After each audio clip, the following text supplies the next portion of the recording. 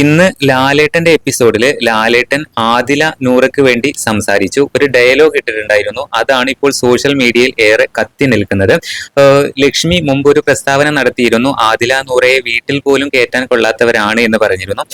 അതിനെ കുറിച്ചാണ് ലാലേട്ടൻ പറഞ്ഞിരിക്കുന്നത്. അതിനെന്തിനാണ് എന്റെ വീട്ടിൽ ഞാൻ കയറ്റുമല്ലോ എന്ന് ലാലേട്ടൻ പറയുന്നുണ്ട്.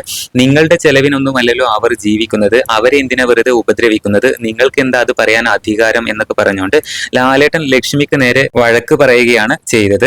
ആ ഒരൊറ്റ കാര്യം മതി, അവരെ എന്റെ വീട്ടിൽ കയറ്റുമല്ലോ എന്ന് പറഞ്ഞ ലാലേട്ടന്റെ ആ ഒരൊറ്റ വാക്കില് ആദിലയും നൂറയും കൈ കൂപ്പുന്നത് കാണാനായിട്ട് പറ്റും. നമ്മുടെ നൂറയാണ് കൈ കൂപ്പുന്നത്. ആദില മനസ്സ് അറിഞ്ഞ് സന്തോഷിക്കുന്നുണ്ട്.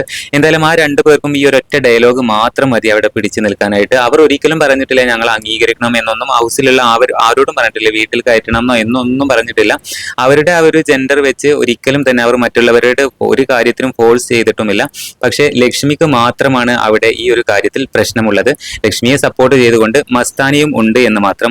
എന്തായാലും ലക്ഷ്മിക്ക് ഇന്ന് വയറ് നിറച്ച് കിട്ടിയിട്ടുണ്ട്. ലാലേട്ടന്റെ ഈ ഒരൊറ്റ ഡയലോഗാണ് ഇപ്പോൾ സോഷ്യൽ മീഡിയയിൽ കത്തി നിൽക്കുന്നത്.